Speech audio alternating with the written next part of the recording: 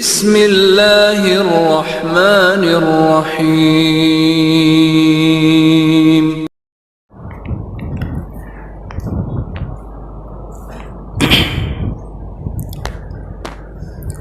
السلام علیکم ورحمۃ اللہ وبرکاتہ۔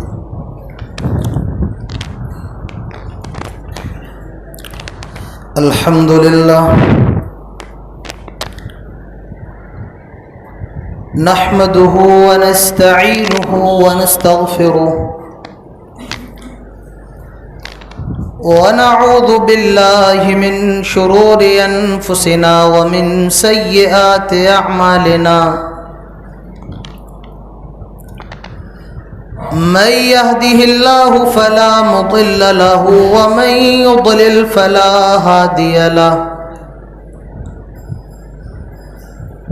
وأشهد أن لا إله إلا الله وحده لا شريك له، وأشهد أن محمدا عبده ورسوله، يا أيها الذين آمنوا اتقوا الله حق تقاته ولا تموتن إلا وأنتم مسلمون، يا أيها الناس اتقوا ربكم الذي خلقكم من نفس واحدة وخلق منها زوجها وبث منهما رجالا كثيرا ونساء، واتقوا الله الذي تساءلون به والأرحام إن الله كان عليكم رقيبا، يا أيها الذين آمنوا اتقوا الله وقولوا قولا سديدا يصلح لكم أعمالكم ويغفر لكم ذنوبكم، ومن يطع الله ورسوله فقد فاز فوزا عظيما، أما بعد فإن خير الحديث كتاب الله، وخير الهدي هدي محمد صلى الله عليه وسلم، وشر الأمور محدثاتها وكل محدثة بدعة وكل بدعة ضلالة وكل ضلالة في النار۔ قال الله تعالى في القرآن الحكيم: أعوذ بالله من الشيطان الرجيم، بسم الله الرحمن الرحيم، وقضى ربك ألا تعبدوا إلا إياه وبالوالدين إحسانا، إما يبلغن عندك الكبر أحدهما أو كلاهما فلا تقل لهما أف ولا تنهرهما وقل لهما قولا كريما، واخفض لهما جناح الذل من الرحمة وقل رب ارحمهما كما ربياني صغيرا، رب اشرح لي صدري ويسر لي أمري واحلل عقدة من لساني يفقه قولي، رب زدنی علما، اللہم رب زدنی علما، آمین۔ اسٹیج پر موجود قابل عزت علماء اکرام، املو مبارک پور کے مختلف بستیوں سے تشریف لائے ہوئے حاضرین جلسہ، بزرگوں، ہم عمر نوجوان دوستوں، پردہ نشیں اسلامی ماؤں اور بہنوں اور پیارے بچوں، سب سے پہلے ہر قسم کی تعریف و توصیف، کبریائی اور بڑائی، عزت و بزرگی صرف اور صرف اللہ رب العالمین کے لیے لائق اور زیبا ہے، جس نے ہم سب کو انسان بنایا اور انسان بنانے کے بعد سب سے بڑا احسان یہ کیا کہ ہم سب کو مسلمان بنایا۔ بعدہ درود و سلام ہو ہم سب کے آخری نبی، رحمت للعالمین، شفیع المؤمنین، سید الاولین والآخرین، جناب محمد الرسول اللہ صلی اللہ علیہ وسلم پر، اللہم صلی وسلم وبارک علیہ۔ آج مسجد حاجی نور محمد کا یہ سالانہ پروگرام ہے، اور اس پروگرام کے اندر اللہ رب العالمین نے ہم سب کو یہاں پر بیٹھنے کی توفیق نصیب فرمائی ہے۔ آپ اگر اس پروگرام کے اندر بیٹھے ہیں، آپ شریک ہوئے ہیں،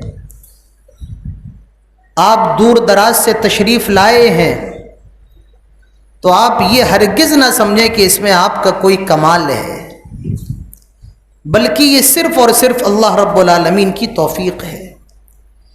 کتنے لوگ ابھی ایسے ہوں گے جو چائے کے ہوٹلوں پر بیٹھ کے اپنا وقت ضائع کر رہے ہوں گے، کتنے لوگ ہوں گے جو موبائل میں بزی ہوں گے، مصروف ہوں گے، کوئی گیم کھیل رہا ہوگا، کوئی فلمیں دیکھ رہا ہوگا، کوئی لغویات میں لگا ہوگا۔ اس کا مطلب یہ ہے کہ اللہ تعالیٰ نے ان کو توفیق سے محروم کر رکھا ہے۔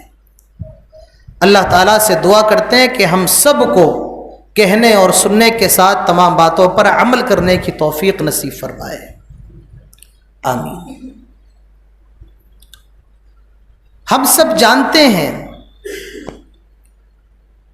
کہ اس دنیا کے اندر ہم سب کو پیدا کرنے والا صرف اور صرف اللہ رب العالمین ہے۔ ہمیں کھلانے والا، ہمیں پلانے والا، زندگی دینے والا اللہ تعالیٰ ہے، اس نے ہم سب کو پیدا کیا ہے۔ لیکن ہم ایسے ہی پیدا نہیں ہو گئے، بلکہ اس نے ہماری پیدائش کا ذریعہ ہمارے ماں باپ کو بنایا، ہمارے ماتا پتا کو بنایا ہے۔ تو پیدا کرنے والا اللہ تعالیٰ ہے، اور جن کے ذریعے پیدا ہوئے ہیں وہ ہمارے ماں باپ ہیں۔ اسی لیے اسلام میں ماں باپ کے مقام کو بہت زور دیا گیا ہے، یہاں تک کہ اللہ تعالیٰ نے جہاں اپنا ذکر کیا وہاں ماں باپ کا ذکر بھی فرمایا۔ اپنے حق کے ساتھ اللہ رب العالمین نے ماں باپ کے حق کو جوڑ دیا۔ اللہ تعالیٰ فرماتا ہے وَاعْبُدُوا اللَّهَ وَلَا تُشْرِكُوا بِهِ شَيْئًا، کہ اللہ تعالیٰ کی عبادت کرو اور اس کے ساتھ کسی کو شریک مت ٹھہراؤ، یہ اللہ کا حق ہے۔ اور اس کے بعد اللہ نے فرمایا وَبِالْوَالِدَيْنِ إِحْسَانًا، اپنے ماں باپ کے ساتھ خیر خواہی کرو، حسن سلوک کرو، ان کی خدمت کرو، ان کا خیال رکھو۔ تو آپ اندازہ لگائیں کہ اللہ نے اپنے حق کے ساتھ ماں باپ کے حق کو جوڑا ہے۔ اللہ تعالیٰ کے مقام پر اور فرماتا ہے وَقَضَى رَبُّكَ أَلَّا تَعْبُدُوا إِلَّا إِيَّاهُ وَبِالْوَالِدَيْنِ إِحْسَانًا إِمَّا يَبْلُغَنَّ عِندَكَ الْكِبَرَ أَحَدُهُمَا أَوْ كِلَاهُمَا فَلَا تَقُل لَّهُمَا أُفٍّ وَلَا تَنْهَرْهُمَا وَقُل لَّهُمَا قَوْلًا كَرِيمًا۔ اللہ تعالیٰ فرماتا ہے اور تمہارے رب نے یہ فیصلہ کر دیا وَقَضَى رَبُّكَ أَلَّا تَعْبُدُوا، کہ صرف اور صرف اللہ تعالیٰ کی عبادت کرو، إِلَّا إِيَّاهُ، اور اللہ کے علاوہ کسی کی عبادت نہ کرو۔ اس میں بھی اللہ نے پہلے اپنے حق کو بیان کیا کہ صرف اللہ کی عبادت کرو اور اس کے ساتھ کسی کی عبادت نہ کرو، اور فرمایا کہ ہم نے فیصلہ کر دیا وَقَضَى رَبُّكَ أَلَّا تَعْبُدُوا إِلَّا إِيَّاهُ وَبِالْوَالِدَيْنِ إِحْسَانًا، اور تیرے رب نے یہ فیصلہ کر دیا کہ اپنے صرف اللہ تعالیٰ کی عبادت کرو اور اس کے علاوہ کسی کی عبادت نہ کرو. وَبِالْوَالِدَيْنِ إِحْسَانًا، اور ماں باپ کے ساتھ حسن سلوک کرو، ماں باپ کا خیال رکھو. آج سماج کے اندر ہماری جو برائیاں ہیں، ان برائیوں میں ایک بہت بڑی برائی یہ ہے کہ آج اولاد ماں باپ کے حق ادا نہیں کرتے. بھلے وہ اولاد کتنی پڑھی لکھی کیوں نہ ہو، کتنی دیندار کیوں نہ ہو، کتنی نمازی کیوں نہ ہو، کتنی روزے دار کیوں نہ ہو، لیکن آج ماں باپ اولاد کی محبت سے محروم ہیں. اسی لیے میں نے آج اس موضوع کا انتخاب کیا ہے. اللہ تعالیٰ فرماتا ہے وَبِالْوَالِدَيْنِ إِحْسَانًا، ماں باپ کی خدمت کرو، حسن سلوک کرو. اس کے بعد فرمایا إِمَّا يَبْلُغَنَّ عِندَكَ الْكِبَرَ أَحَدُهُمَا أَوْ كِلَاهُمَا، جب تمہارے ماں باپ میں سے کوئی ایک یا دونوں بوڑھے ہو جائیں، ماں مر گئی ہے باپ زندہ ہے، یا باپ مر گیا ماں زندہ ہے، یا دونوں زندہ ہے، یا دونوں میں سے کوئی ایک زندہ ہے، کسی ایک کا انتقال ہو گیا.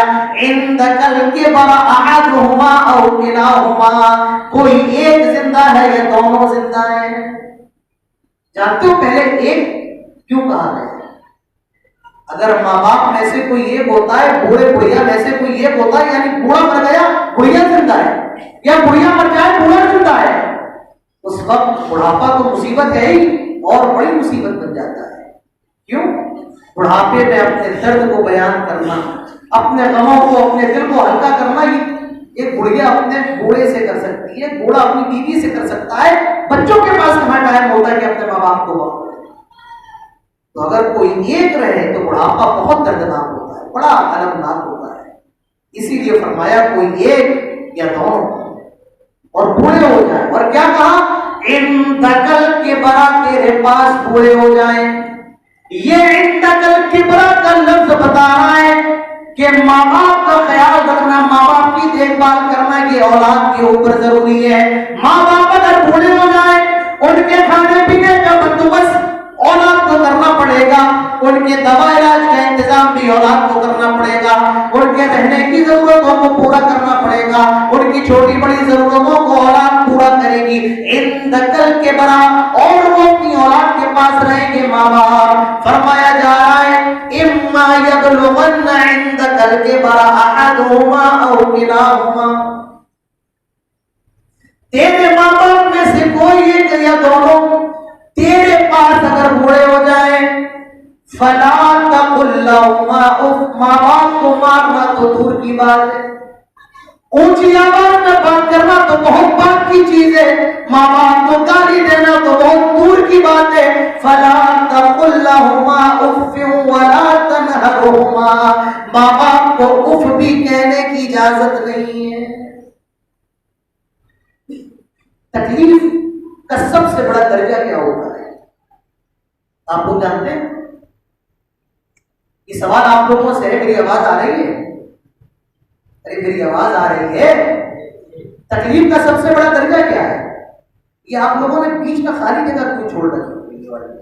یہاں بیٹھی بھائی، کیا دقت ہے؟ یہاں پر جو لوگ پیچھے ہیں بیچارے کھڑے ہو گئے، تکلیف ہو رہی ہے. آپ کو تھوڑے یہ بھی جگہ فل کر لیں، یہ جگہ پوری کر لیں.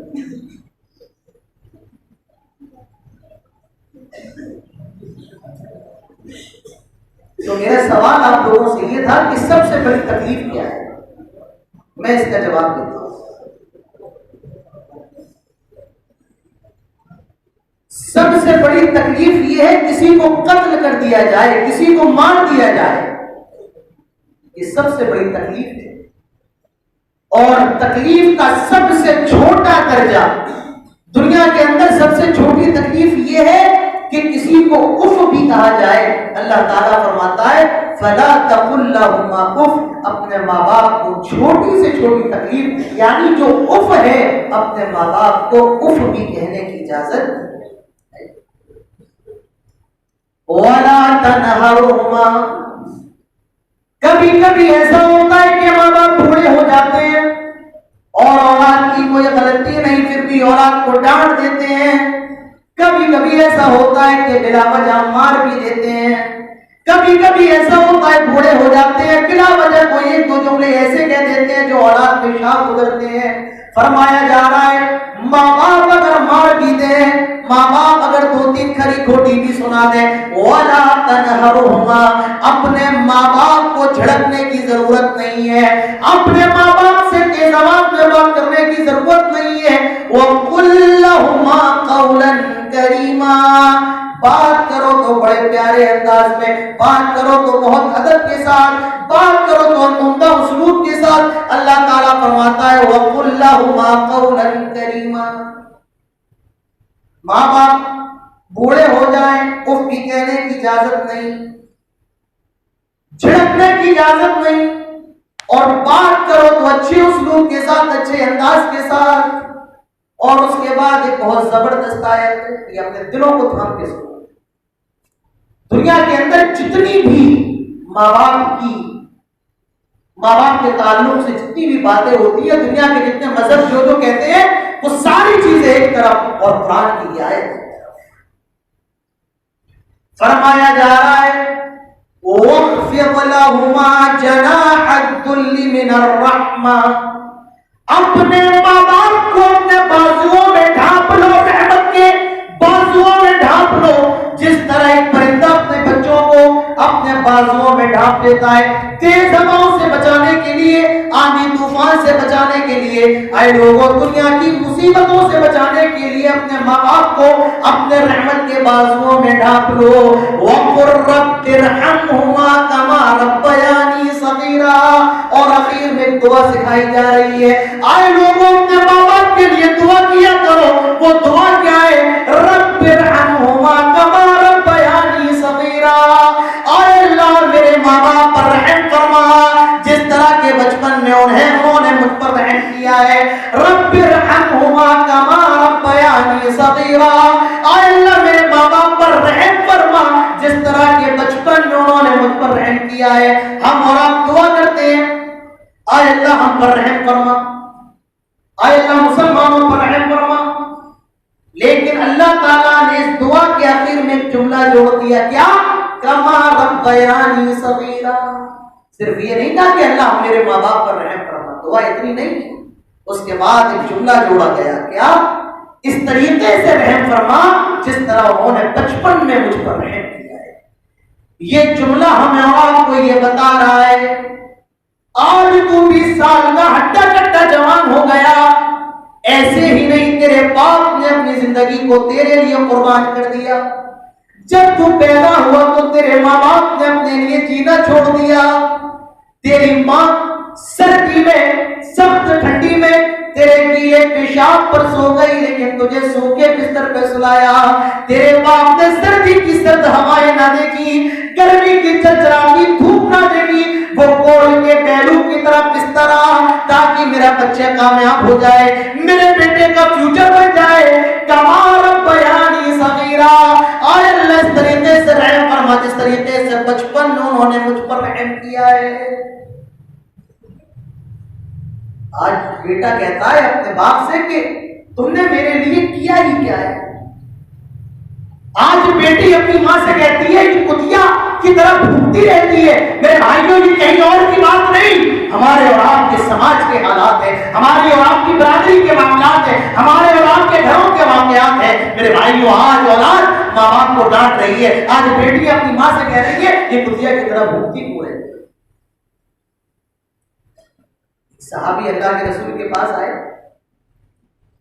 اور وہ آپ صلی اللہ علیہ وسلم سے سوال کرتے ہیں من احق الناس بحسن صحابتی, اللہ کے نبی میرے حسن سلوک کا سب سے زیادہ مستحق کون ہے؟ آپ نے فرمایا امک, تیری ماں. وہ صحابی دوسری مرتبہ سوال کرتے ہیں ثم من, پھر کون؟ آپ نے فرمایا امک, تیری ماں. وہ صحابی تیسری مرتبہ سوال کرتے ہیں ثم من, پھر کون؟ آپ صلی اللہ علیہ وسلم نے تیسری مرتبہ بھی فرمایا تیری ماں، 3 بار آپ نے کہا تیری ماں، تیری ماں، تیری ماں، اور جب اس نے چوتھی مرتبہ یہی سوال دہرایا آپ نے فرمایا ابو کا، تیرا باپ۔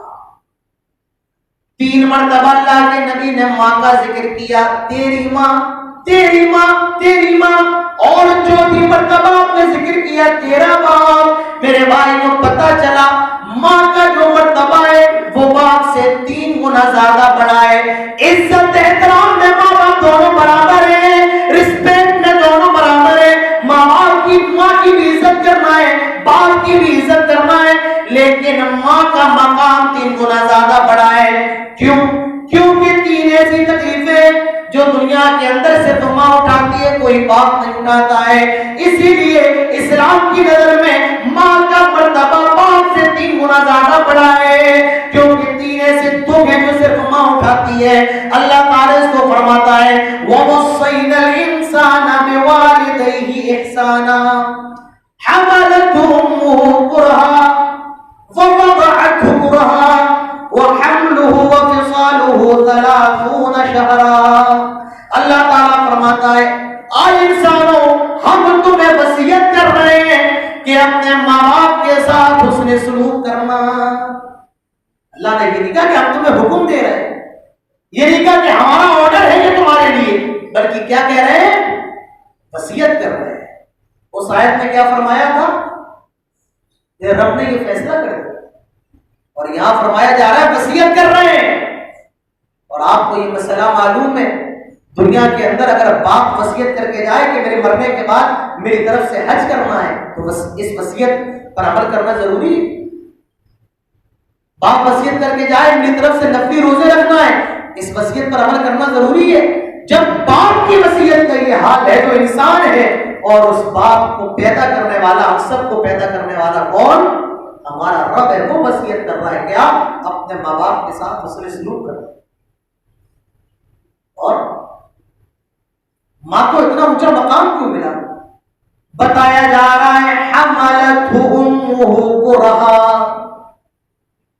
پہلی تکلیف جو دنیا کے اندر صرف ماں اٹھاتی ہے، حملتہ امہ کرہا، 9 مہینے تجھے ماں اپنے پیٹ کے اندر رکھتی ہے، 1 مہینہ نہیں، 2 مہینہ نہیں، 3 مہینے نہیں، 9 مہینے تیری ماں تجھے اپنے پیٹ کے اندر رکھتی ہے، اور تو اپنی ماں کے پیٹ کے اندر ہے، اور اسی پیٹ کے اندر تیری ہڈیاں بھی بن رہی ہیں، اسی پیٹ کے اندر تیری آنکھیں بھی بن رہی ہیں، تیری ناک بھی بن رہی ہے، تیرے ہاتھ پیر بھی بن رہے ہیں، اور تیری ہڈیاں بن کر کے ان کے اوپر جلد بھی چڑھائی جا رہی ہے، چمڑا بھی چڑھایا جا رہا ہے، اور وہ تیری ماں تجھے اسی کنڈیشن میں 9 مہینے اپنے پیٹ میں رکھتی ہے، اور وہ اسی حمل کو برداشت کر کے کھانا بھی بنا رہی ہے، گھر کے برتن بھی صاف کر رہی ہے، گھر کی صاف صفائی بھی کر رہی ہے، اپنے شوہر کی ذمہ داریوں کو بھی پورا کر رہی ہے۔ حملتہ امہ کرہا، 9 مہینے تیری ماں نے تجھے پیٹ میں رکھا۔ یہ پہلی تکلیف۔ میں آپ سے کہوں آپ یہ بوتل پکڑے اور اس طریقے سے کھڑے ہو جائیں، میرے بھائیوں 10 منٹ سے زیادہ آپ کھڑے نہیں ہو سکتے۔ ہم نے اور آپ نے کوئی پیر پھیلا کے بیٹھتا ہے، کوئی پیر موڑ کے بیٹھتا ہے، کوئی 10 منٹ کے بعد پیر اٹھا لیتا ہے۔ کیوں؟ آپ کہیں گے مولانا صاحب ہم 10-15 منٹ سے زیادہ ایک حالت میں بیٹھ نہیں سکتے۔ ذرا اس ماں سے پوچھو جو 9 مہینے تک اس وزن کو اٹھاتی ہے، اس حمل کو اٹھاتی ہے، 9 مہینے وہ تکلیف برداشت کرتی ہے۔ تو یہ سب ماں کرتی ہے، دنیا کا کوئی باپ نہیں کرتا ہے۔ حملتہ امہ کرہا، 9 مہینے تیری ماں نے تیرے وزن کو اٹھایا۔ وَوَضَعَتْهُ کرہا، اور جب تو پیدا ہوا تو تیری ماں نے بڑی تکلیف کے ساتھ تجھے جنم بھی دیا۔ باپ، دنیا کا کوئی باپ بچہ پیدا نہیں کرتا ہے، بچہ پیدا کرنے کی تکلیف تو صرف بیچاری ماں برداشت کرتی ہے۔ باپ کو ہاسپٹل کے باہر خوشیاں منا رہا ہے، آج میرے گھر میں بھی لڑکا پیدا ہوگا، آج میرے گھر میں بھی لڑکی پیدا ہوگی، آج میں باپ بننے والا ہوں، آج میرے گھر میں تلکاریاں گونجیں گی۔ ذرا اس ماں سے سوال کرو جو ہاسپٹل کے اندر موت اور زندگی سے لڑ رہی ہے، جس پر ہاسپٹل میں قیامت گزر رہی ہے، جو موت اور زندگی کی کشمکش میں ہے، باپ کو کیا تکلیف ہے؟ رشتہ دار اس کو شاباشیاں دے رہے ہیں، مٹھائی کو آرڈر دے کر کے تیار بھی خرید چکا ہے، ان کا نام بھی تجویز کر چکا ہے. ذرا اس ماں سے پوچھو جو موت اور زندگی سے لڑ رہی ہے اور اپنے بیٹے کو پیدا کرنے کی تکلیف برداشت کر رہی ہے.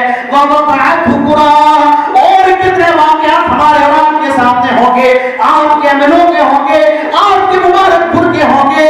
بچے کو پیدا کرتے وقت ماں اپنی زندگی سے ہاتھ دھو بیٹھتی ہے اور اس بیچاری کا انتقال ہو جاتا ہے. کتنی مائیں اپنے بچے کی پیدائش کی تکلیف برداشت نہیں کر پاتی ہے اور وہ موت کے گھاٹ اتر جاتی ہے. یہ دوسری تکلیف ہے جو ماں برداشت کرتی ہے. کیا وَوَضَعَتْهُ كُرْهًا، بڑی تکلیف کے ساتھ وہ جنم بھی دیتی ہے. اور یہ تکلیف اتنی زیادہ خطرناک ہے کہ قرآن کے اندر بھی یہ تکلیف کا ذکر اللہ تعالیٰ فرماتا ہے. حضرت عیسیٰ علیہ السلام پیدا ہو رہے تھے، حضرت مریم کہہ رہی تھی یا لیتنی مت قبل ھذا وکنت نسیا منسیا، کاش آج سے پہلے میں ہلاک کیوں نہ ہو گئی، میں برباد کیوں نہ ہو گئی، میں بھولا ہوا قصہ کیوں نہ ہو گئی. یا لیتنی کنت، یا کاش میں بھولا ہوا قصہ کیوں نہ ہو گئی. ایک آدمی اپنی ماں کو اپنے کندھے پر بٹھا کر خانہ کعبہ کا طواف کروا رہا تھا. طواف کروا کے فارغ ہوا، کہنے لگا آج میں نے اپنی ماں کے سارے حق کو ادا کر دیا. ہم اور آپ بھی سوچتے ہیں کہ اپنی اماں کو اپنے ابا کو حج کروا دو، ہم نے اپنے ماں باپ کا سارا حق ادا کر دیا. اب تو فلائٹ کا وقت ہے، مکہ جاؤ مدینہ جاؤ، ایئر کنڈیشن ہوٹل ہے، وہ اپنی پیٹھ پر اپنی ماں کو بٹھا کر خانہ کعبہ کا طواف کروا کر جب فارغ ہوا تو کہنے لگا کہ آج تو میں نے اتنا بڑا کام کیا کہ میری ماں کی زندگی کی سارے حق کو میں نے ادا کر دیا. میری ماں کی زندگی کے جتنے حق میرے اوپر تھے میں نے سب کو پورا کر دیا. ایک سننے والا سنتا ہے اور جواب دیتا ہے کہ جب تو پیدا ہو رہا تھا اور تیری ماں کی جو پہلی چیخ نکلی تھی، اس کی جو ابتدائی تکلیف تھی، ابھی تو نے اس کی ابتدائی تکلیف کا بھی حق ادا نہ کیا، زندگی کا حق ادا کرنا تو بہت دور کی بات ہے. دوسری تکلیف ہے یہ. اور تیسری تکلیف وَحَمْلُهُ وَفِصَالُهُ 30 شَهْرًا، دودھ بھی پلایا. کون سا باپ دنیا کے اندر دودھ پلاتا ہے؟ دودھ پلاتی ہے تو صرف ماں پلاتی ہے. اور یہ مسئلہ یہ علماء موجود ہے جانتے ہیں، اگر بیوی اپنے شوہر سے یہ مطالبہ کرے میں تیرے بیٹے کو دودھ پلا رہی ہوں اور مجھے دودھ پلانے کا پیسہ چاہیے، تو والد کے اوپر ضروری ہے کہ وہ اپنی اولاد کو دودھ پلانے کی اجرت اپنی بیوی کو دے. لیکن مجھے بتاؤ دنیا کے اندر کون سی ایسی ماں ہوگی جو اپنے شوہر سے یہ کہے کہ میں تیرے بیٹے کو دودھ پلاتی ہوں، مجھے اس کی اجرت چاہیے، مجھے اس کا پیسہ چاہیے. تو میرے بھائیوں یہ 2-3 تکلیفیں ایسی ہیں جو صرف ماں برداشت کرتی ہے. پہلی تکلیف حملتہ امہ کرہا، 9 مہینے تیرے وزن کو اٹھاتی ہے، ووضعتہ کرہا، بڑی تکلیف کے ساتھ تجھے پیدا بھی کرتی ہے، وحملہ وفصالہ 30 شہرا، اور یہ دودھ پلاتی ہے. اسی لیے اسلام نے باپ سے بڑا مقام 3 گنا درجہ ماں کو دیا ہے. لیکن ہر عزت اور احترام میں دونوں برابر ہیں، لیکن ماں کو 3 درجے اس لیے ملے ہیں کہ وہ 3 تکلیف اٹھاتی ہے جو باپ نہیں اٹھاتا ہے. صحابی پیارے رسول جناب محمد رسول اللہ صلی اللہ علیہ وسلم کے پاس جب نبی کا نام آئے تو کیا کہیں صلی اللہ علیہ وسلم. یہ مسئلہ ہمارے یہاں سب سے زیادہ خراب ہے. ہم یہ سمجھتے ہیں کہ اہل حدیث ہو گئے، اوپر نیت بات لی، اب ہمارا کام ختم ہو گیا. جبکہ اور مسالک میں درود کا بڑا اہتمام ہوتا ہے اور بڑے لمبے لمبے درود پڑھے جاتے ہیں. سب پڑھتے ہیں. ہمارے اور آپ کے یہاں جو مضمون درود ہے، چھوٹا سا درود ہے، وہ بھی ہمارے اور آپ کے لیے بڑا مشکل ہوتا ہے. صلی اللہ علیہ وسلم کہنے میں پوری باڈی کا زور لگتا ہے، تب جا کے صلی اللہ علیہ وسلم نکلتا ہے. کیا کہو جب نبی کا نام آئے صلی اللہ علیہ وسلم. صحابی تشریف لائے کہ اللہ کے رسول جہاد پہ جانا چاہتا ہوں، اجازت دے. جہاد کتنا بڑا کام ہے، کتنا بڑا فریضہ ہے، لیکن اللہ کے رسول نے اس صحابی سے سوال کیا، کیا آئے صحابی یہ بتاؤ کیا تمہاری ماں زندہ ہے؟ وہ کہتا ہے ہاں میری ماں زندہ ہے. آپ کے الفاظ سنیے، آپ صلی اللہ علیہ وسلم فرماتے ہیں اے جہاد کی اجازت دینے آنے والے شخص، ایسا کر اپنی ماں کے پاس چلا جا، فَالْزَمْهَا، اور اپنی ماں کو پکڑ لے، اپنی ماں سے چمٹ جا، فَإِنَّ الْجَنَّةَ عِنْدَ رِجْلِهَا، کیونکہ جنت جو ہے یہ ماں کے قدموں کے پاس ہے۔ ہمارا مذہب، ہمارا دین تو وہ ہے جو یہ کہتا ہے کہ ماں کے قدموں کے پاس جنت ہے۔ اسلام نے عورت کو اتنا اونچا مقام، اتنا اونچا مرتبہ دیا کہ اس کے قدموں کے پاس فرمایا کہ جنت ہے۔ تو میرے بھائیوں، ماں کا اسلام کے اندر اتنا اونچا مقام ہے، فرمایا تیری ماں کے قدموں کے پاس جنت ہے۔ یہ شریعت کے اندر ماں باپ کا مقام ہے۔ اور باپ کے بارے میں اللہ کے نبی فرماتے ہیں باپ جو ہے یہ جنت کا بیچ کا دروازہ ہے۔ اگر ماں کے قدموں کے قریب جنت ہے، باپ جنت کا بیچ کا دروازہ، فستے باپ ہے۔ صحابی اللہ کے رسول کے پاس تشریف لائے صلی اللہ علیہ وسلم اور سوال کرتے ہیں ای العمل احب الی اللہ عز وجل، یہ بتائیں کہ اللہ تعالیٰ کو سب سے زیادہ پسندیدہ کون سا عمل ہے؟ صحابہ اکرام کتنے اللہ اور اس کے رسول سے محبت کرنے والے ہیں، ان کی پوری زندگی اس میں لگ گئی کہ بس اللہ راضی ہو جائے، اللہ تعالیٰ ہم سے راضی ہو جائے۔ ان کی پوری محنت صرف اور صرف اللہ کی رضا ہے، اور آج ہماری محنت صرف اور صرف دنیا کی رضا ہے۔ صحابی آئے کہ اللہ کے رسول یہ بتائیں اللہ کو سب سے پسندیدہ عمل کون سا ہے؟ اللہ کے نبی فرماتے ہیں الصلاۃ علی وقتها، اللہ کو جو سب سے پسندیدہ عمل ہے اس کے وقت پر نماز قائم کرنا، جب نماز کا وقت ہو جائے تو نماز کو قائم کرنا، نماز کو پڑھنا، یہ اللہ رب العالمین کو سب سے زیادہ پسندیدہ ہے۔ میرے بھائیو، ذرا اپنی مسجدوں کے حالات دیکھ لو، اپنی مسجدوں میں چلے آؤ، نہ جانے نمازی کہاں چلے جاتے ہیں، جمعہ کا دن آتا ہے نہ جانے یہ کہاں سے آ جاتے ہیں، زمین کھا جاتی ہے، آسمان نکل جاتا ہے، کون سے سٹرک ہے یہ سوار ہو کر کے چلے جاتے ہیں، جمعے کے اندر یہ آ جاتے ہیں۔ تو سب سے پہلی چیز جو اللہ تعالیٰ کو سب سے زیادہ محبوب ہے الصلاۃ علی وقتها، نماز کو اس کے وقت پر قائم کرنا۔ اور دوسری چیز ثم بر الوالدین، ماں باپ کے ساتھ حسن سلوک کرنا، ماں باپ کی خدمت کرنا، ماں باپ کا خیال رکھنا، یہ اللہ رب العالمین کو سب سے زیادہ پسندیدہ ہے۔ اور یاد رکھیے، ماں باپ کو ستانا، ماں باپ کو گالی دینا، ماں باپ کو برا بھلا کہنا یہ کوئی چھوٹا موٹا گناہ نہیں، یہ کبیرہ گناہوں میں سے ہے۔ اللہ کے نبی ارشاد فرماتے ہیں الا انبئکم باکبر الکبائر، آئے میرے صحابہ کیا میں تمہیں بڑے بڑے گناہوں کے بارے میں نہ بتاؤں؟ اللہ کے رسول کیوں نہیں، بڑے گناہوں کے بارے میں۔ پہلا گناہ اللہ کے نبی فرماتے ہیں جو بڑا ہے الاشراک باللہ، اللہ کے ساتھ شرک کرنا، اور دوسرا وعقوق الوالدین، اور ماں باپ کے ساتھ بدسلوکی کرنا، ماں باپ کی نافرمانی کرنا، یہ اللہ تعالیٰ کو یہ بہت ناپسند ہے، یہ بڑے گناہوں میں سے۔ آج ماں باپ ترس رہے ہیں، کوئی اولاد اس سے بات کرنے کو تیار ہے، کوئی بیٹا آج 2 روٹی اپنے ماں باپ کے پاس لے کر جانے کو تیار نہیں کہ ابا آج میں آپ کو روٹی کھلاتا ہوں۔ آج ماں باپ ترستے ہیں کہ 5 منٹ میرا بیٹا مجھ سے بول لے، بات کر لے، مجھے کھانے کی ضرورت نہیں، مجھے پینے کی ضرورت نہیں۔ میرے بھائیو، آج ماں باپ کے کلیجے چھلنی ہے، آگ لگی ہوئی ہے کہ اولاد ان کے ساتھ اس نے شروع کرنا دور کی بات ہے، 2 منٹ کی گفتگو کرنے کو تیار۔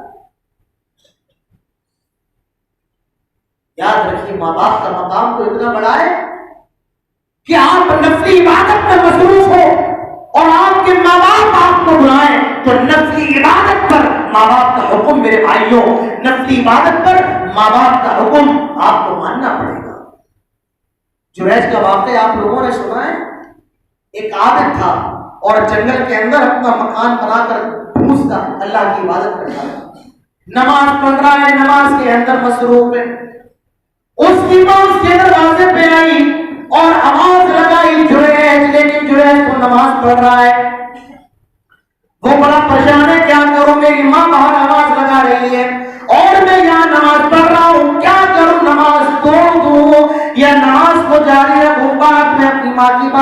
ہوا، لہذا اس نے نماز نہیں توڑی اور وہ نماز کے اندر مصروف رہا. اس بیچاری کی ماں چلی جاتی ہے. دوسرے دن آتی ہے جنید پھر نماز میں مصروف ہے. دوسرے دن بھی اس کی ماں آواز لگاتی ہے جنید پھر نماز پڑھ رہا ہے. آئے اللہ کیا کروں، نماز کو توڑ دوں یا نماز کو جاری رکھوں؟ وہ پھر نماز کو جاری رکھتا ہے. تیسرے دن اس کی ماں آئی، وہ پھر نماز کے اندر ہے. ماں آواز لگاتی ہے جنید، لیکن اس نے نماز نہیں توڑی.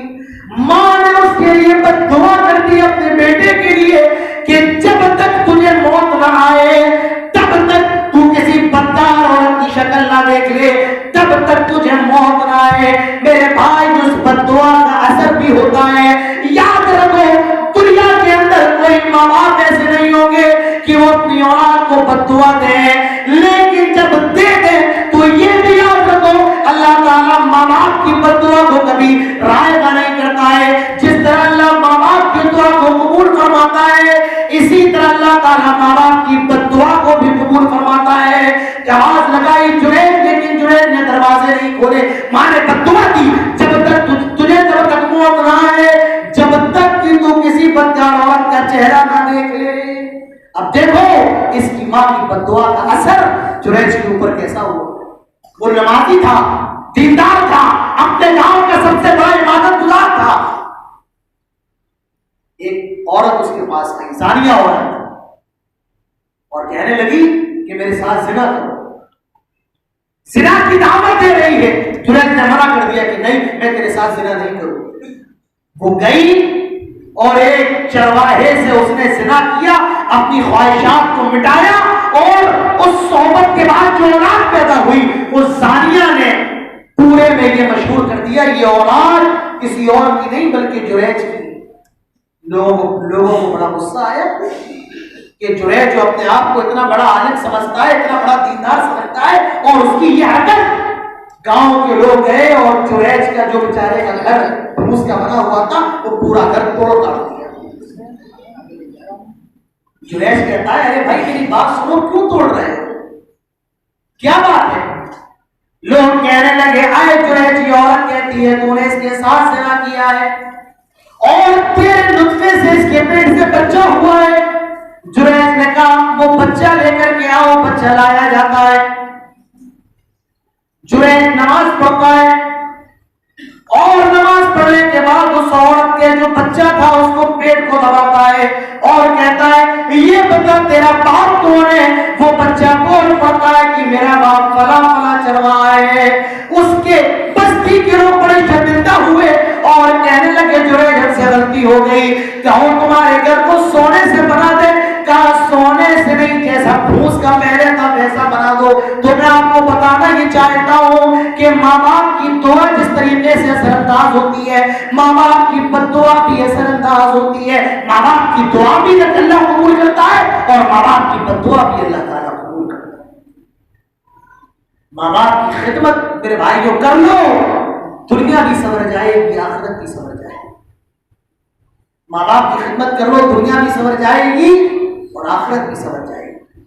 اللہ تعالیٰ مصیبتوں کو دور کرے گا. آپ کو پتا ہے کہ 3 لوگ ایک جگہ سے گزر رہے تھے، بارش شروع ہوئی، ایک غار کے اندر انہوں نے پناہ لی، طوفان بھی تیز تھا، ایک پتھر نے ان کی غار کا منہ ڈھانپ دیا. یہ بیچارے اس غار کے اندر بڑے پریشان. اب یہ تینوں اللہ تعالیٰ سے دعا کرتے ہیں اور اپنے نیک عمل کا وسیلہ لاتے ہیں. ایک آدمی اللہ تعالیٰ سے دعا کرتا ہے کیا؟ آئے اللہ تعالیٰ میرے پاس جو چوپائے تھے، جو جانور تھے، میں اپنے جانوروں کو چراتا اور چرانے کے بعد شام کو اس کا دودھ دھو کر اپنے ماں باپ کو پیش کرتا. ایک مرتبہ میں چراتے چراتے کافی دور تک نکل جاتا ہوں اور مجھے لوٹنے میں کافی تاخیر ہو جاتی ہے، اور اتنی زیادہ تاخیر ہو جاتی ہے کہ میرے ماں باپ تو سو جاتے ہیں.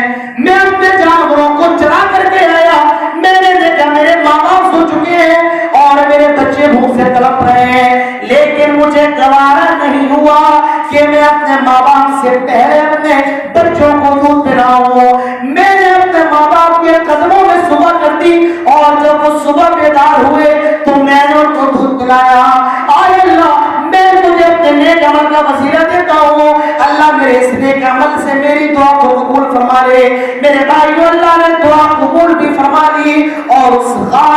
منہ تھوڑا سا کھل جاتا ہے، اللہ نے دعا قبول کر لی اور اس غار کا منہ تھوڑا سا کھل جاتا ہے۔ تو میرے بھائیوں، ماں باپ کی خدمت کرو، اللہ تعالیٰ دنیا میں بھی کامیاب کرے گا، اللہ تعالیٰ آخرت میں بھی کامیاب کرے گا۔ آپ کو تھوڑا کہنے دیں، وہ آپ کر لیں گے انشاءاللہ، تھوڑا بدنظمی ہو رہی ہے، جب مجھے بھی دقت ہو رہی ہے تھوڑی سی۔ تو ایک حدیث سن لیتے ہیں۔ ہم میں اور آپ میں بہت سے لوگ ایسے ہوں گے جو بیمار ہوں گے، جن کے کاروبار نہیں چل رہے ہیں۔ میرے بھائی اس حدیث پر غور کرو۔ اللہ کے نبی فرماتے ہیں جو آدمی یہ چاہتا ہے اللہ تعالیٰ اس کے مال میں برکت دے اور اس کی عمر کو لمبا کر دے، اس کو چاہیے کہ اپنے ماں باپ کی خدمت کرے۔ معلوم یہ چلا ماں باپ کی خدمت کرنے سے اللہ تعالیٰ عمر میں برکت دیتا ہے اور مال میں بھی برکت دیتا ہے۔ ایک تابعی تھے، ان کا نام تھا زین العابدین، جو حضرت علی رضی اللہ عنہ کے پوتے تھے اور حضرت حسین کے لڑکے تھے، اور ان کا نام علی بن حسین بن علی تھا اور ان کا لقب زین العابدین تھا۔ یہ اپنی ماں کے بڑے خدمت گزار تھے، لیکن یہ کبھی اپنی ماں کے ساتھ کھانا نہیں کھاتے تھے۔ لوگوں نے ان سے کہا کیا بات ہے، آپ اپنی ماں کا احترام تو بہت کرتے ہیں لیکن کبھی اپنی ماں کے ساتھ کھانا نہیں کھاتے۔ جانتے ہو انہوں نے کیا جواب دیا؟ انہوں نے کہا سنو، میں اپنی ماں کے ساتھ کبھی اس لیے دسترخوان میں پر شریک نہیں ہوتا ہوں کہیں ایسا نہ ہو کہ ایک برتن میں ڈش میں گوشت سارا رکھا ہوا ہو اور میری ماں کی نگاہ پڑ جائے اور میری ماں سوچے کہ میں یہ بوٹی اور یہ گوشت نکالوں گی لیکن غلطی سے میں نکال لوں اور میری ماں کی بےعزتی ہو جائے۔ میں اسی لیے کبھی اپنی ماں کے ساتھ کھانا نہیں کھاتا ہوں۔ میری ماں جب کھا لیتی ہے، جب وہ کھانے سے فارغ ہو جاتی ہے، جب اس کا جو بچا کچا ہوتا ہے تب میں کھاتا ہوں۔ میرے بھائیوں، یہ ہمارے اسلاف تھے، ماں باپ کی عزت احترام ان کی نظر میں اتنی بڑی چیز تھی۔ آج ہم اپنے گھروالوں کو ٹٹولیں، اپنے آپ کا محاسبہ کریں کہ آج ہمارے ماں باپ ہم سے کتنے راضی ہیں اور آج ہمارے ماں باپ کے ساتھ ہمارا سلوک کیا ہے۔ ماں باپ کا مقام تو ایسا ہے کہ ماں باپ اگر بات کہے کہ بیوی کو طلاق دو، طلاق دینا پڑے گا۔ حضرت ابراہیم آئے، دستک کی دروازے پر حضرت اسماعیل علیہ السلام کی بیوی نے کہا آپ کے شوہر کہاں ہیں؟ کہا کہیں گئے ہوئے۔ کہاں گھر کا خرچہ کیسا چل رہا ہے؟ بیوی ناشکری تھی، کہنے لگی کہ اچھا نہیں چل رہا ہے، کھانے پینے کے لیے زیادہ چیزیں دستیاب نہیں ہیں۔ حضرت ابراہیم نے کہا ایسا کرو جب شام کو تمہارے شوہر آ جائیں تو کہنا کہ گھر کی چوکھٹ بدل لے۔ شام ہوتی حضرت اسماعیل آئے، بیوی کہتی ہے فلاں آدمی آئے تھے، ایسی ایسی شکل تھی اور انہوں نے کہا کہ اپنے گھر کی چوکھٹ بدل لینا۔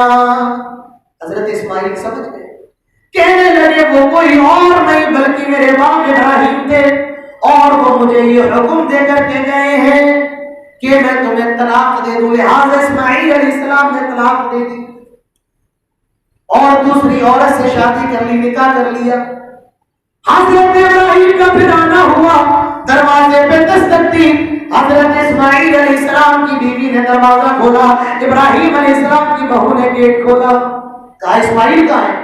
کہا وہ کہیں گئے ہوئے ہیں۔ کہا گاڑی زندگی کی کیسی چل رہی ہے؟ کہا الحمدللہ بہت اچھی۔ کہا کیا کھاتے ہو؟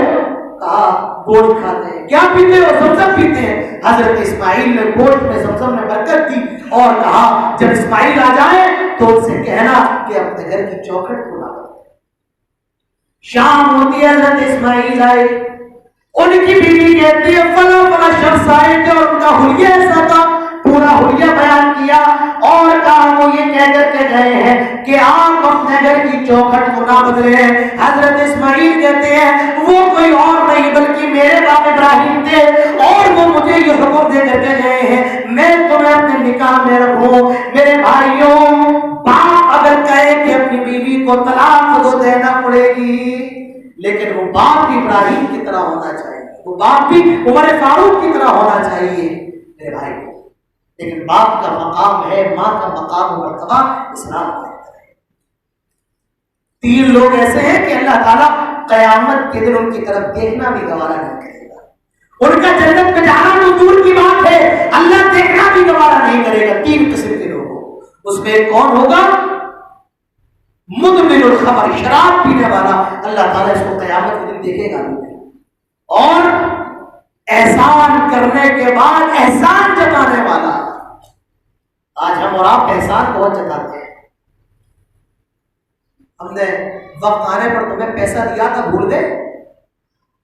ہم نے تمہیں کاروبار کروایا تھا، بھول گئے. ہم نے تمہاری دعوت کی تھی، بھول گئے. تو احسان کرنے کے بعد احسان جتانے والا اللہ تعالیٰ قیامت کے دن اس کو دیکھنا بھی گوارا نہیں کرے گا. اور تیسرا، ماں باپ کی نافرمانی کرنے والا اللہ تعالیٰ اس کو بھی دیکھنا قیامت کے دن گوارا نہیں. اللہ کے نبی ارشاد فرماتے ہیں رغم انفو، رغم انفو، رغم انفو، ایسے آدمی کی ناک آلود ہو جائے، ایسے آدمی کی ناک آلود ہو جائے، ایسے آدمی کی ناک آلود ہو جائے. صحابہ فرماتے ہیں اے اللہ کے نبی کس کی ناک آلود ہو جائے؟ آپ نے 3 مرتبہ فرمایا رغم انفو، رغم انفو، رغم انفو، ایسے آدمی کی ناک آلود ہو جائے، ایسے آدمی کی ناک آلود ہو جائے، ایسے آدمی کی ناک آلود ہو جائے. صحابی کہتے ہیں اللہ کے نبی کس کی ناک آلود ہو جائے؟ آپ فرماتے ہیں جو اپنے ماں باپ کو بڑھاپے کی عمر میں پالے. من ادرک ابویہ عند الکبر، جب بڑھاپے کی عمر میں پالے اور اپنے ماں باپ کو جنتی نہ بنا پائے، ایسے آدمی کی ناک آلود ہو جائے. ہم سب میں سب سے بڑا بدنصیب ہوئے جس کے ماں باپ زندہ ہو اور وہ اپنے ماں باپ کی خدمت کر کے جنت حاصل نہ کر پائے. یہ دنیا کا سب سے بڑا بدنصیب ہے. ماں باپ زندہ ہے اور اپنے آپ کو جنتی نہ بنا پائے، ایسا آدمی دنیا کا سب سے بدنصیب ہے. ایک تابعی ہے، ان کا نام ہے اویس القرظ. یہ یمن کے رہنے والے. انہوں نے جب اسلام کا تذکرہ سنا تو یہ مسلمان ہو گئے، اسلام لے آئے. اور ان کی یہ تمنا تھی کہ یہ جا کر کے جناب محمد رسول اللہ صلی اللہ علیہ وسلم سے ملاقات کریں. لیکن ان کی ماں بیچاری ضعیف تھی، کمزور تھی، بڑھاپے کی عمر تھی اور ان کی ماں نے ان کو اجازت دی.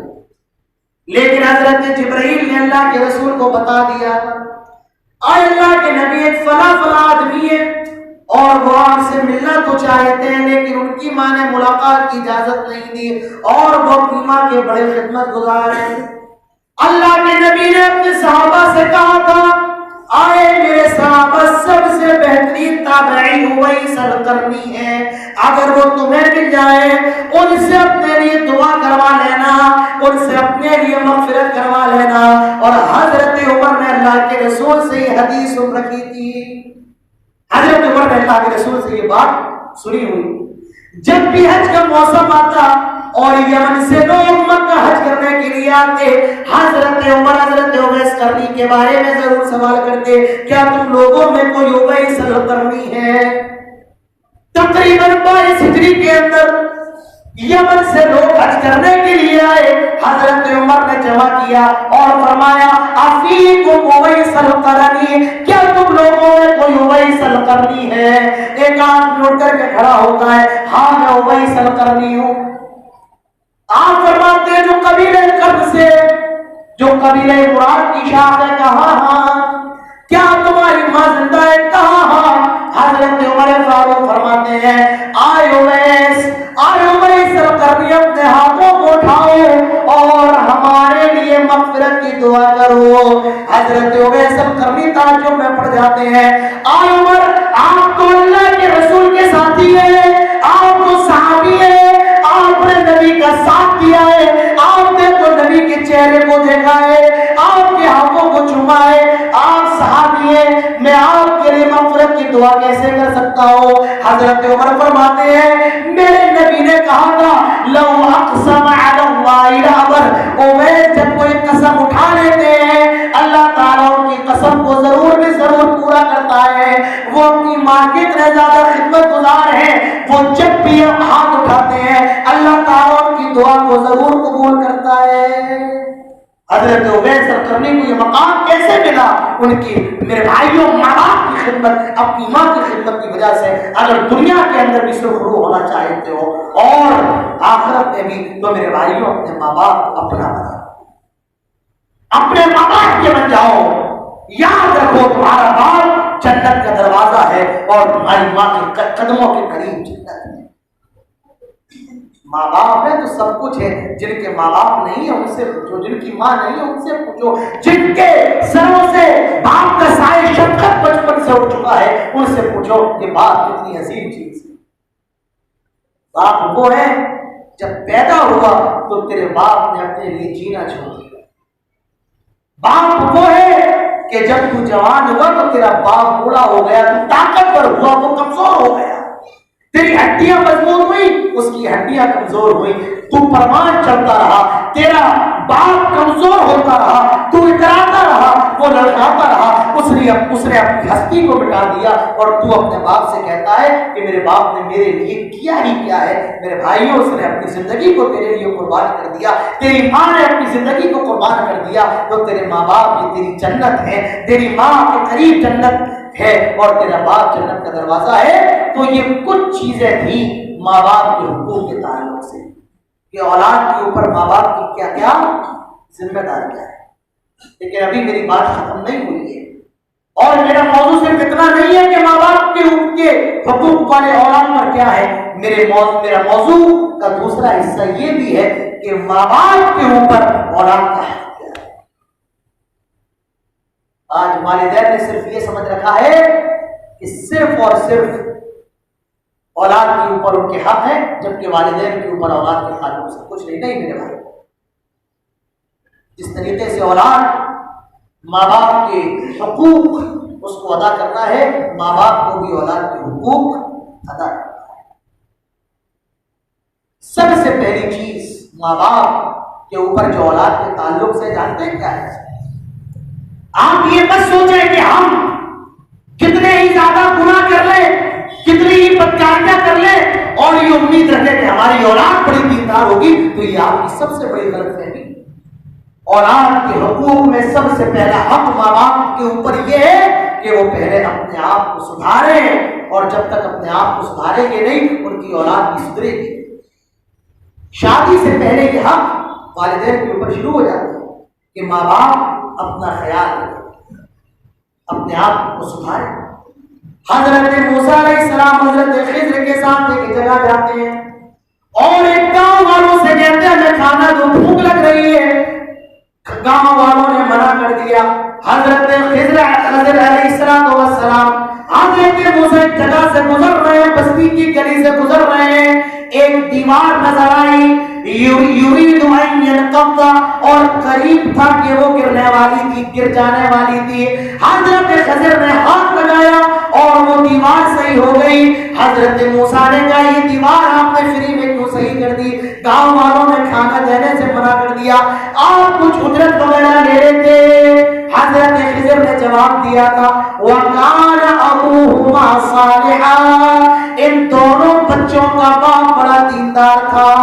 یہ زمین دو بچوں کی تھی اور وہ بڑا دیندار تھا، اور اس دیوار کے نیچے خزانہ تھا۔ اگر یہ دیوار گر جاتی تو گاؤں والے خزانہ لوٹ لیتے، اسی لیے میں نے دیوار کو صحیح کر دیا۔ وَقَالَ أَبُوهُمَا صَالِحًا، اور ان کا باپ بڑا دیندار تھا۔ یہ لفظ بتا رہا ہے اگر آپ دیندار اولاد چاہتے ہیں تو آپ بھی اپنے آپ کو دیندار بنائیے۔ میرے بھائیوں، شادی سے پہلے باپ کی ذمہ داریاں شروع ہو جاتی ہیں۔ پہلا حق یہ ہے کہ باپ اپنے آپ کی اصلاح کرے، اپنے آپ کو دیندار بنائے۔ دوسرا حق، اگر ہم یہ چاہتے ہیں کہ ہماری فصل اچھی ہو تو پہلے بیج اچھا ڈالتے ہیں۔ اگر یہ چاہتے ہو کہ ہمارے کھیت کا اناج اچھا ہو تو اس اناج کے لیے بیج بھی اچھا ہونا چاہیے، ایک نمبر کا ہونا چاہیے۔ اگر یہ چاہتے ہو کہ ہماری اولاد دیندار ہو تو اس اولاد کے لیے نیک ماں کا انتخاب کرنا بھی بہت ضروری ہے۔ اللہ کے نبی ارشاد فرماتے ہیں تُنْكَحُ الْمَرْأَةُ لِأَرْبَعٍ، چار چیزیں دیکھ کر کے نکاح کیا جاتا ہے۔ لمالها، مالدار کتنی زیادہ ہے، ولی حسب یا خاندان برادری قبیلہ، ولی جمال ہے کتنی زیادہ خوبصورت ہے، ولی دین ہے دیندار کتنی زیادہ ہے۔ آپ نے فرمایا فَظْفَرْ بِذَاتِ الدِّينِ، دیندار کو ترجیح دو، تریبت یدا، ورنہ تیرے ہاتھ کا آلود ہو جائے۔ میرے بھائی کو جب بیوی اچھی ہوگی تو جو اولاد ہوگی اس کی تربیت بھی اچھی کرے گی۔ آپ کی بیوی اگر دیندار ہوگی، آپ کی اولاد بھی دیندار ہوگی، آپ کی بیوی نماز کی پابند ہوگی، آپ کی اولاد بھی نماز کی پابند ہوگی، آپ کی بیوی پردہ کرنے والی ہوگی، آپ کی بچی بھی پردہ کرنے والی ہوگی۔ تو اسی لیے نیک ماں کا انتخاب کرو، نیک لڑکی سے شادی کرو۔ یہ باپ کے اوپر اولاد کا دوسرا حق ہے، کیا کہ اپنی اولاد کے لیے نیک ماں کا انتخاب ضرور کرو۔ ایک آدمی حضرت عمر کے پاس آیا اور کہتا ہے کہ میرا بچہ میرا کوئی بھی حق ادا نہیں کرتا ہے۔ حضرت عمر نے اس کے بیٹے کو بلایا، کہا تمہارا باپ تمہارے بارے میں شکایت کر رہا ہے کہ تم اس کا کوئی حق ادا نہیں کرتے ہو۔ کہا عمر مجھے اپنے باپ سے شکایت ہے، میرے باپ نے ابھی تک میرا کوئی حق ادا نہیں کیا، میں اس کا حق ادا کیسے کروں؟ اس نے نہ تو میرا اچھا نام رکھا، نہ اس نے میرے لیے اچھی ماں کا انتخاب کیا۔ اس نے ایک پارسیہ سے، ایک مجوسیہ سے شادی کی ہے، اور اس نے مجھے دین کا علم نہیں سکھایا، اس نے میرا کوئی حق ادا نہیں کیا، لہٰذا میں بھی اس کا کوئی حق ادا نہیں کرتا ہوں۔ حضرت عمر نے اس باپ کو ڈانٹا۔ میرے بھائیوں، تو ماں باپ کی ذمہ داری ہے کہ نیک ماں کا انتخاب کرے، اپنی اولاد کے لیے دیندار ماں لے کر کے آئے۔ اگر دیندار ماں لے آئے، دیندار بیوی لے آئے، میرے بھائیوں اولاد بڑی ہوئی۔ امام بخاری کو ہم جانتے ہیں، کون ہے امام بخاری؟ کیسے امام بخاری بن گئے؟ ارے یہ تو بیچارے اندھے ہو گئے تھے، ان کی آنکھوں کی روشنی چلی گئی تھی، لیکن ان کی ماں اتنی دیندار تھی، اتنی دعائیں کی ان کی والدہ نے، اللہ رب العزت نے ان کی آنکھوں کی روشنی کو واپس کیا۔ ماں تو دیندار تھی، لیکن آج حالات کیا ہے؟ نوجوانوں کی عمریں بڑھتی جا رہی ہیں، نوجوان لڑکیوں کی عمریں، لڑکا بڑا دیندار ہے، لڑکی بڑی دیندار ہے، لیکن صاحب غریب گھر کچھ ملے گا۔ آج دیندار لڑکیاں بھی بیچاری بیٹھی ہوئی ہیں اور دیندار لڑکے بھی بیٹھے ہوئے، کیوں؟ وہ بھی بیچارے بڑے غریب ہیں۔ دیندار لڑکوں کے بھی نکاح نہیں ہو رہے ہیں۔ میرے بھائیوں ایک بات سن لیجئے، جس طریقے سے آج لڑکے والے جہیز کی ڈیمانڈ کرتے ہیں وہ غلط ہے، لیکن لڑکی والے بھی یہ دیکھتے ہیں کہ لڑکے کا کاروبار کتنا بڑا ہے، اس کا گھر مکان کتنا بڑا ہے، اس کی جاب کیسی ہے، یہ بھی جہیز ہے۔ غلطیاں دونوں طرف سے ہیں۔ آج جس طریقے سے لڑکے والے لڑکی کا مال دیکھتے ہیں، لڑکی والے بھی لڑکے کا مال دیکھتے ہیں کہ مالدار کتنا زیادہ ہے۔ اسی لیے لڑکے والوں کے بھی آج نکاح نہیں ہوا۔ لڑکے دیندار لڑکے، اچھے خاصے لڑکے بیچارے کمارے بیٹھے ہیں۔ حضرت موسیٰ علیہ السلام مدین گئے، بھاگ کر کے بیٹھے ہوئے پیڑ کے نیچے لیٹے ہوئے ہیں، دیکھا کہ دو لڑکیاں اپنے جانوروں کو لے کر کے کھڑی گئے۔ کہا کیا ہوا، کیوں کھڑی ہوئی؟ کہا ہمیں اپنے جانوروں کو پانی پلانا ہے، لیکن وہاں پر مرد اپنے جانوروں کو پانی پلا رہے ہیں، لہٰذا جب تک وہ نہیں جائیں گے تب تک ہم اپنے جانوروں کو پانی نہیں پلائیں گے، اور ہمارا جو باپ ہے وہ بیچارہ بڑا بوڑھا ہے۔ حضرت موسیٰ گئے، بڑے سے پتھر کو ہٹایا اور لڑکیوں نے اپنے جانوروں کو پانی پلایا اور اپنے ابو کے پاس گئی، اور ان کے بعد کوئی اور نہیں، شعیب علیہ السلام، اور پورا ماجرا، پورا واقعہ پیش کیا کہ ایک آدمی نے یہ معاملہ کیا، آئے تو ایسا کرے اس کو کچھ اجرت دے دے، پیسہ وغیرہ دے دے۔ حضرت شعیب نے کہا جاؤ اس کو بلا کر کے لاؤ۔ ایک لڑکی حضرت موسیٰ کو بلانے آتی ہے، اور قرآن کہتا ہے تمشی علی استحیاء، اس لڑکی کا نام نہیں بتایا، اس لڑکی کی عمر نہیں بتائی، وہ لڑکی کس کی بیٹی ہے قرآن نے یہ بھی نہیں بتایا، بلکہ فرمایا تمشی علی استحیاء، وہ بڑے شرماتے ہوئے حضرت موسیٰ کے پاس آئی، بہت شرماتے ہوئے حیا کاری کے ساتھ آئی۔ معلوم یہ چلا کہ اللہ تعالیٰ کو نام سے کوئی مطلب نہیں، اللہ تعالیٰ کو کام سے مطلب ہے۔ اللہ نے اس کی حیا کا ذکر کیا، یہ بھی معلوم چلا کہ عورت کا سب سے بڑا زیور اس کی حیا ہے، اس کی شرم ہے۔ حیا ختم سب ختم، اور حیا ہے تو سب کچھ ہے۔ تمشی علی استحیاء، بڑے شرماتے ہوئے آئے، اور کیا کہا آپ کو ابو بلا رہے ہیں. حضرت موسیٰ گئے, حضرت شعیب کے سامنے سارا ماجرا بیان کیا. حضرت شعیب نے دیکھا لٹا ہوا آدمی بھاگ کر کے آ رہا ہے, کھانے کو کھانا نہیں, پہننے کو کپڑے نہیں, پھٹے پرانے کپڑے پہنے ہیں. حضرت شعیب کہتے ہیں آئے موسیٰ میں تمہیں ایک پرپوزل دینا چاہتا ہوں. کہا کیا؟ یہ میری جو دو بیٹیاں ہیں, ایک بیٹی کا نکاح میں تمہارے ساتھ کرتا ہوں اور اس شرط پر کرتا ہوں کہ 8 سال تک میری خدمت کرو گے, اور اس 8 سال میں 2 سال اور رہ کر دو تو زیادہ اچھا ہے, لیکن 8 سال تو تمہیں میری خدمت کرنا ہے. حضرت موسیٰ علیہ السلام اس پر راضی ہو گئے. حضرت شعیب نے یہ نہیں دیکھا کماتا کتنا زیادہ ہے, حضرت شعیب نے نہیں دیکھا گھر کتنا زیادہ بڑا ہے, کتنی بڑی فیملی ہے, بینک بیلنس کتنا زیادہ ہے. ان کو معلوم ہے لٹا پٹا آ رہا ہے, مصر سے بھاگ کر کے آ رہا ہے. اگر کچھ نظر آیا تو وہ دینداری تھی. میرے بھائیوں اسی لیے میں کہتا ہوں دینداری کو ترجیح دو. تو اگر اپنی اولاد کی اصلاح, اپنی اولاد کو نیک بنانا ہے, اپنی اولاد کے لیے نیک ماں کا انتخاب کریں. اور خواتین کو بھی چاہیے اور ان کے ذمہ داران کو چاہیے کہ وہ نیک لڑکوں کا انتخاب کریں. بچہ پیدا ہو جائے اس کا اچھا نام رکھے, پیارا نام رکھے, ایسا نام رکھے جس کا کچھ مطلب ہو.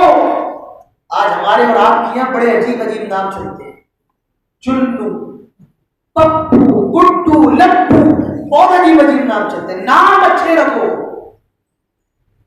اللہ کے نبی فرماتے ہیں جب آدمی کی روح اس دنیا سے آسمان کی طرف جاتی ہے تو پہلے آسمان پر بتایا جاتا ہے کہ اس کا نام یہ ہے, اس کا نام یہ ہے. اگر نام اس کا اچھا ہوتا ہے اور وہ جنتی ہوتا ہے پہلے آسمان کا دروازہ کھول دیا جاتا ہے. لیکن اگر اس کا نام برا ہوتا ہے تو اس کے, اور وہ جہنمی ہوتا ہے تو اس کے لیے پہلے آسمان کا دروازہ نہیں کھولا جاتا ہے. تو ماں باپ کے اوپر اولاد کا حق یہ ہے کہ ماں باپ اپنی اولاد کا اچھا نام اور وہ نام رکھے جو اسلامی نام ہو. یہ نہیں کہ آپ کو اچھا لگ رہا ہے اور آپ نے نام رکھ لیا. آپ کے یہاں جو مولوی ہو, جو علماء ہو, ان سے پوچھئے, مشورہ کیجئے کہ مجھے اپنے بچے کا نام رکھنا ہے.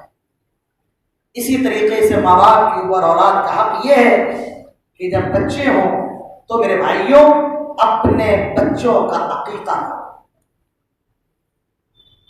اگر لڑکا ہے تو 2 جانور کرنا ہے اور لڑکی ہے تو 1 جانور.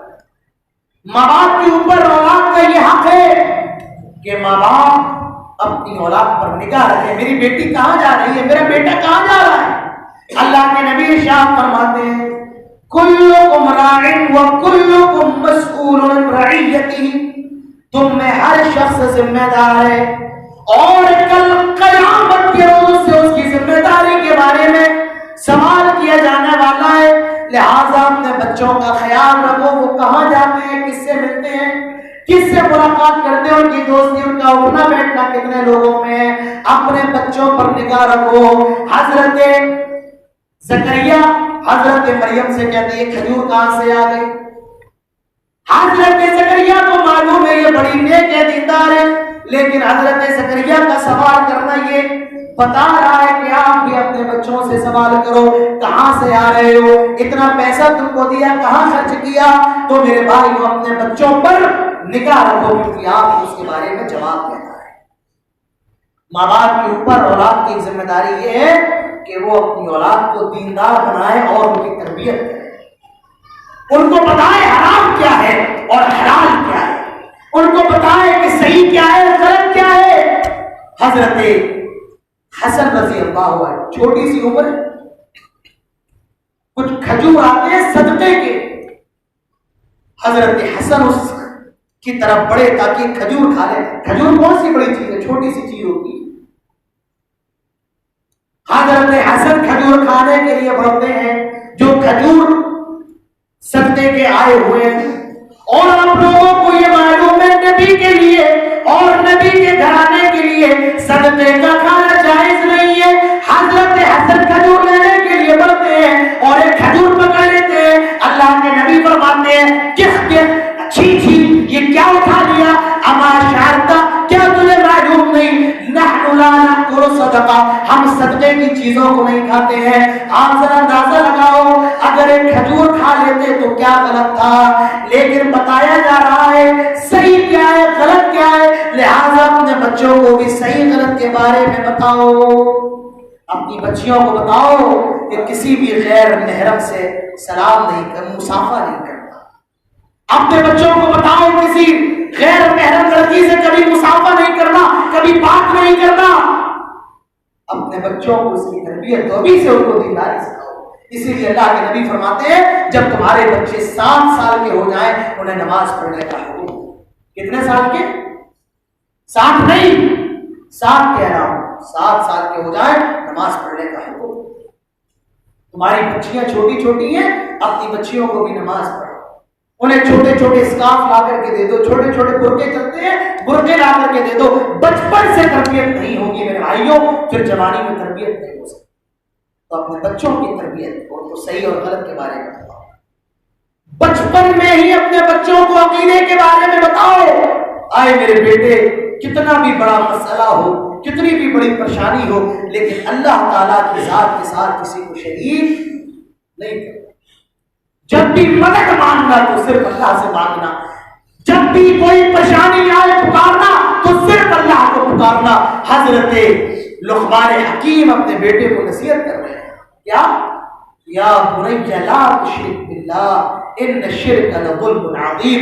آئے میرے بیٹے اللہ کے ساتھ کسی کو شریک مت کرنا، کیونکہ شرک سب سے بڑا ظلم ہے، سب سے بڑا گناہ ہے۔ آج اپنے بچوں کو بھی بتاؤ، آئے میرے بیٹے بیماری سے شفا دینے والا بھی اللہ تعالیٰ ہے، میرے بچے بیٹا بیٹے دینے والا بھی اللہ تعالیٰ ہے، جو کوئی نہ کروائے وہ کرنے والا بھی اللہ تعالیٰ ہے، بگڑی بنانے والا بھی اللہ تعالیٰ ہے، مشکل کشا بھی اللہ تعالیٰ ہے، حاجت روا بھی اللہ تعالیٰ ہے۔ میرے بھائیوں اپنے بچوں کے عقیدوں کی اصلاح کریں، یہ ماں باپ کی ذمہ داری ہے۔ اور ماں باپ کی ذمہ داری ہے جب بچوں میں کوئی چیز بانٹے تو برابر بانٹے، یہ نہیں کہ اس کو زیادہ دے دی اور اس کو اللہ کے نبی فرماتے ہیں واتقوا اللہ، اللہ سے ڈرو، واعدلوا بین اولادکم، اور اپنی اولاد کے درمیان انصاف کرو۔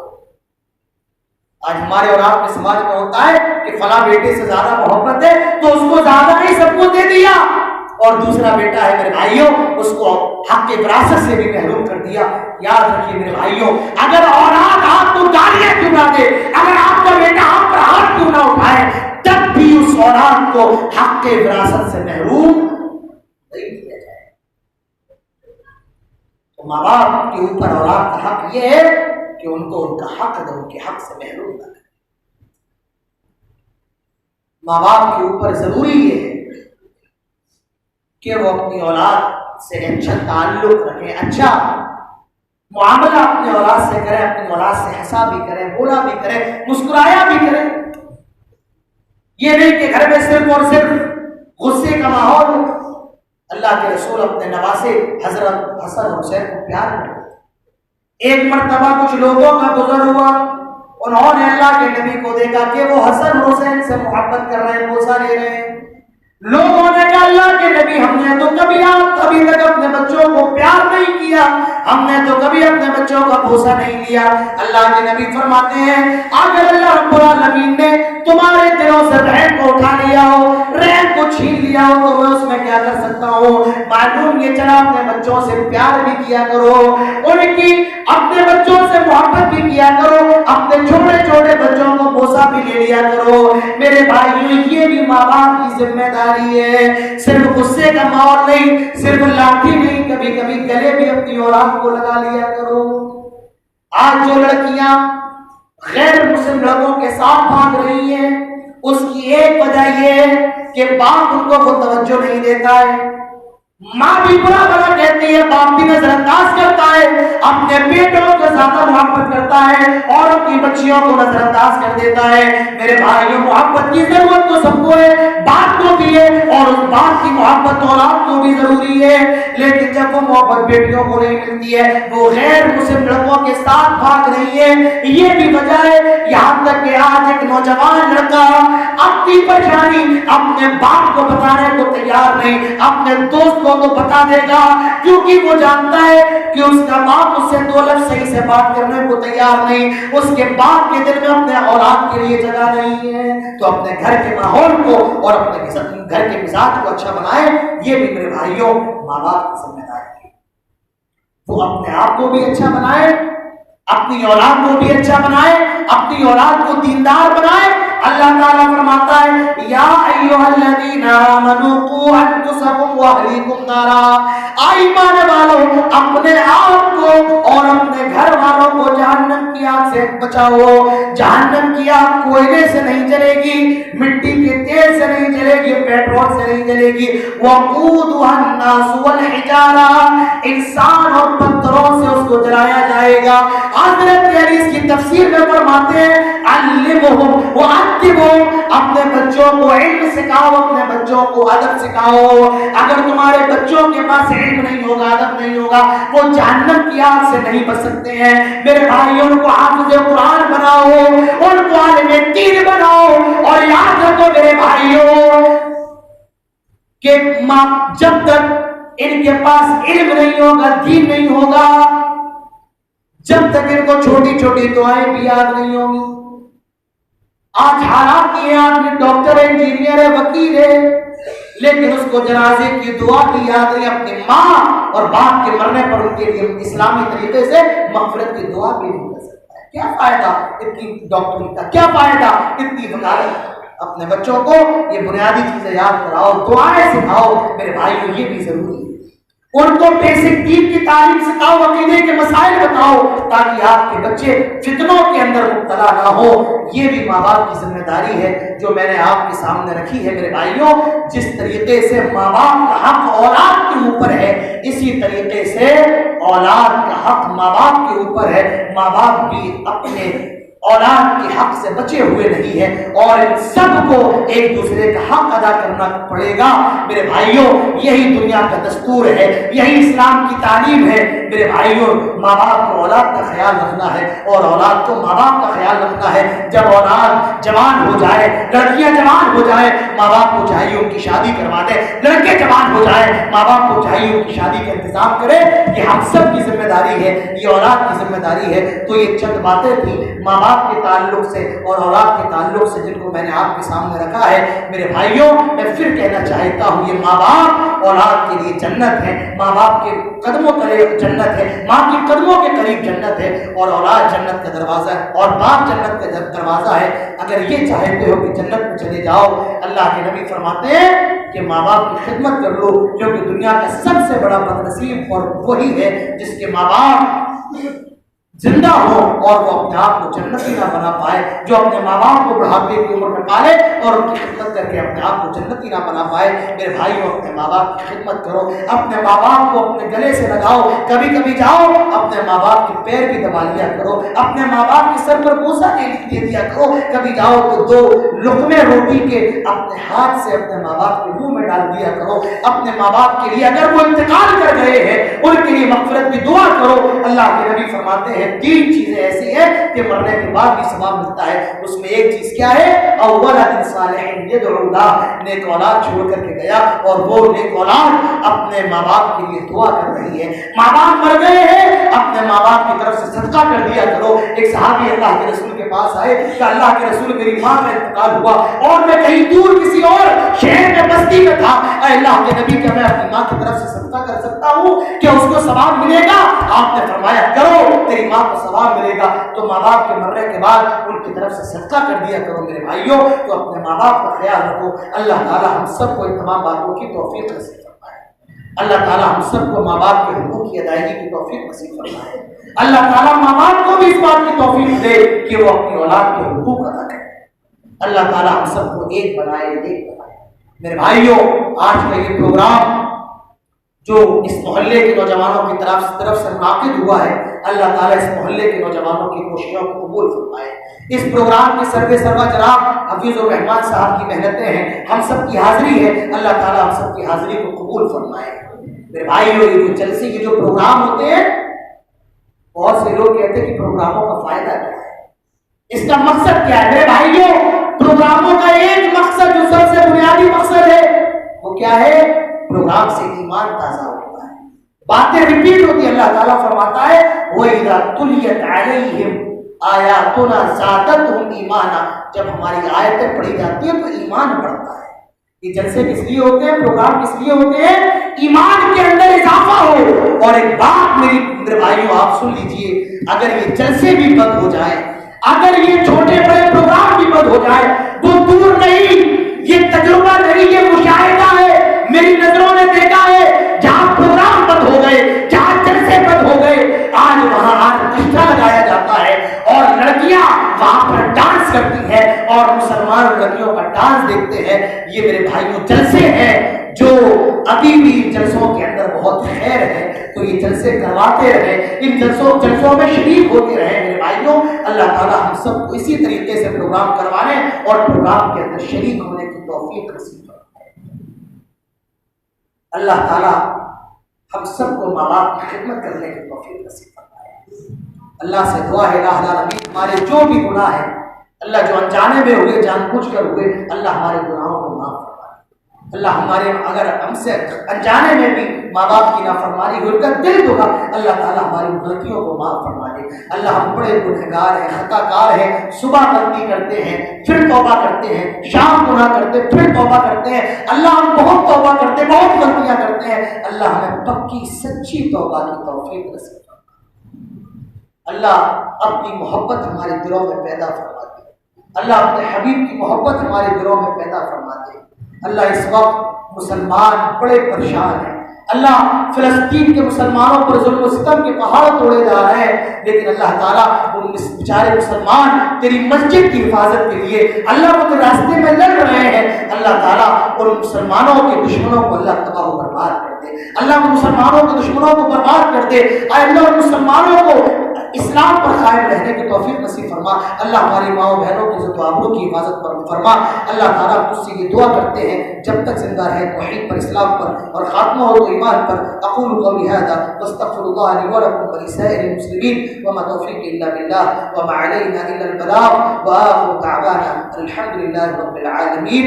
والسلام علیکم ورحمۃ اللہ وبرکاتہ۔